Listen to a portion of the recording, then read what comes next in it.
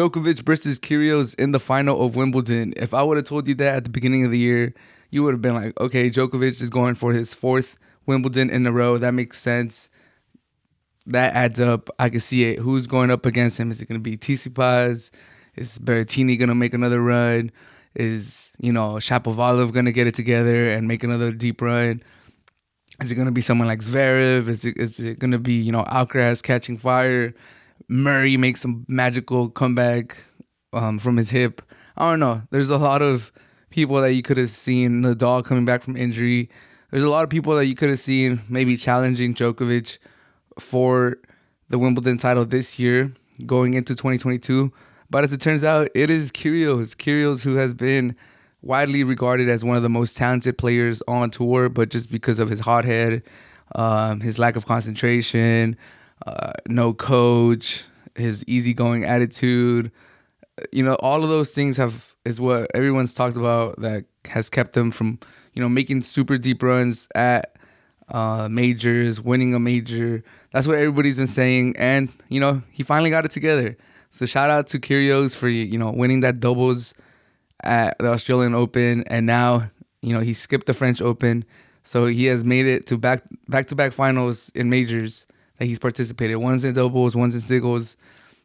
It seems like he's getting his career together, man. So that's always great to see when players that have a lot of potential, players that have shown a lot of ability, a lot of promise from a young age, and they finally seem to be fulfilling it. That's always great. It's always great. As a Mexican fan, Carlitos Vela is one of the players that, and Giovanni Dos Santos is one of those players that kind of like Kyrgios, they started out young. They won the U17 World Cup in 2005, and they made big moves, kind of like Kyrgios made, deep run in Wimbledon at 19 years old. Like that. They were playing for Barcelona, playing for Arsenal, and then their careers flamed out. And you hope that maybe when they got to their physical peak at the age of 26, 27, 28, that they would be able to, wake up from that rut and fulfill that promise that they showed at a young age.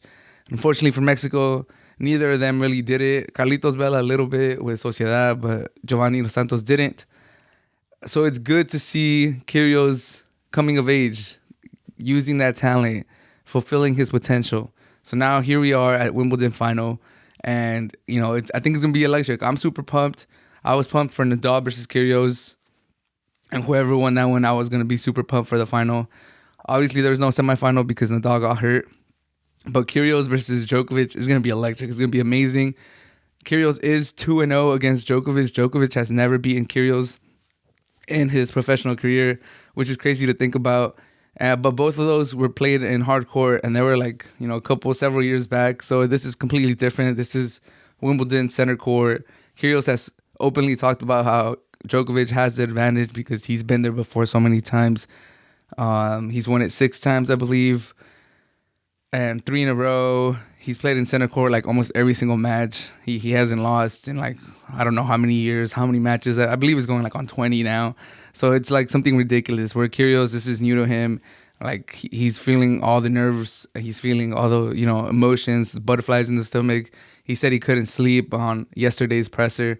So obviously Djokovic should be the heavy favorite, and the numbers show it. If you check the odds anywhere, they're gonna pretty much be minus 350 for Djokovic if you want to put a bet on him, and then for Kyrgios is plus 290. So you risk 100, you win 290. It's pretty good odds.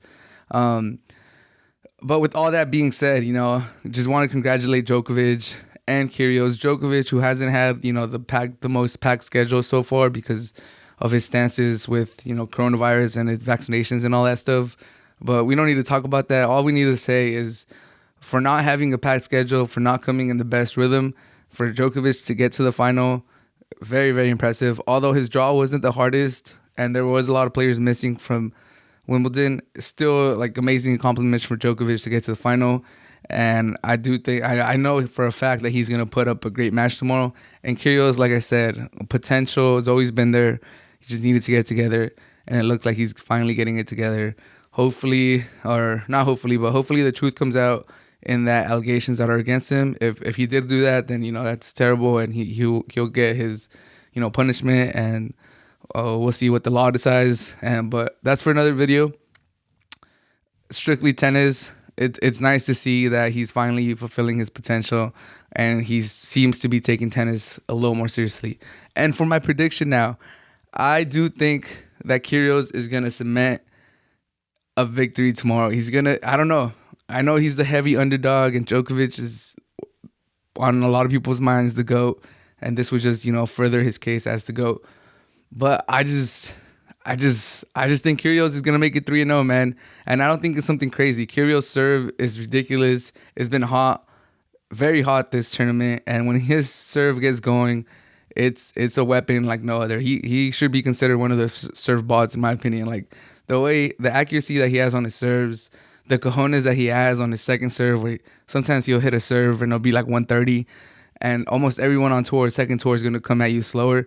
Kyrgios is the type of guy that might hit 134, 135 on his second serve, and you're just like, wow, this guy's ridiculous. The confidence that he has on that racket on his serve is just amazing. Plus, almost all his shots are very low, close to the net.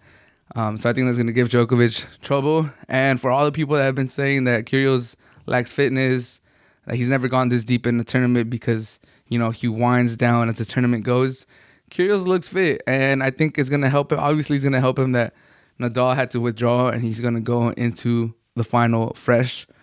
Nori was able to take one set, so it did take Djokovic 4 sets to get it done. And with all that being said, yeah, I think I just gotta go to Kyrgios. If you're going for Djokovic, obviously, like I got nothing to refute. Like I just have like a little gut feeling, like you're gonna come at me like, he's won 3 in a row at Wimbledon. He's a reigning champion. He's been there the longest. He's one of the all-time greats. He looked great against Nori in the last 3 sets. He just dismantled Nori.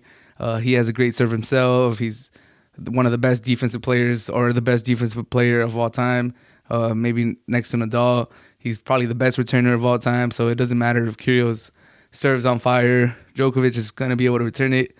I'm trying to almost convince myself right there, but I think some way, somehow, I think Kyrgios is just going to get it done tomorrow. Like, this is sometimes more than just tennis. Like, the whole storyline would just be ridiculous. Kyrgios, who has been under scrutiny his whole career as a tennis player, who, everyone talks about him. You go to any Kyrgios YouTube video, ATP kind of loves him too. They put a lot of videos on YouTube showing his shots, 25 minutes of Kyrgios, ridiculous shot by Kyrgios. So even though he doesn't play the most, he's very popular. And I think this would just be like an amazing story, an amazing 2022 for Kyrgios, with all the scrutiny, with playing like 14 matches a season like the last 2 years, to come into 2022 to win a doubles with his best friend in Kokonakis, which was an amazing story too, and to go into Wimbledon and win a singles championship, which almost everyone said that it would never get done. If you look at any of the videos prior to this year, or even some of this year, everyone was just so down on him, saying that he's never going to get it together. A lot of people gave up on him, and he said that he hasn't given up on himself. So I think it would be a great story. But let me know who you guys think. Obviously, if you go with Djokovic, nothing wrong with that. Like I said, I just listed all the reasons why he should win, and I almost convinced myself. But I do think ultimately Kyrgios pulls through. It's going to be electric. They were super friendly today on social media, on Instagram. They were like saying that they're going to go to dinner after the game, and winner pays for it. And then Kyrgios said that they're going to go to the club and celebrate and go crazy. I think they're kind of trolling the tennis community, because we all know how like kind of uptight the tennis community is. But I think it's going to be crazy on court tomorrow. Like, I could definitely see them yelling at each other.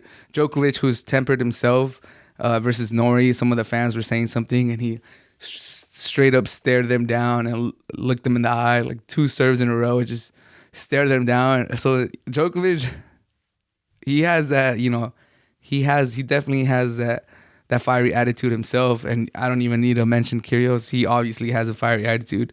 So I think tomorrow is going to be amazing. Must watch television. If you're not a tennis fan and you're listening to this, I suggest you watch it. Obviously, it's going to be hard to watch because it is in England. It is scheduled to start 6 a.m. Western time and 3 a.m.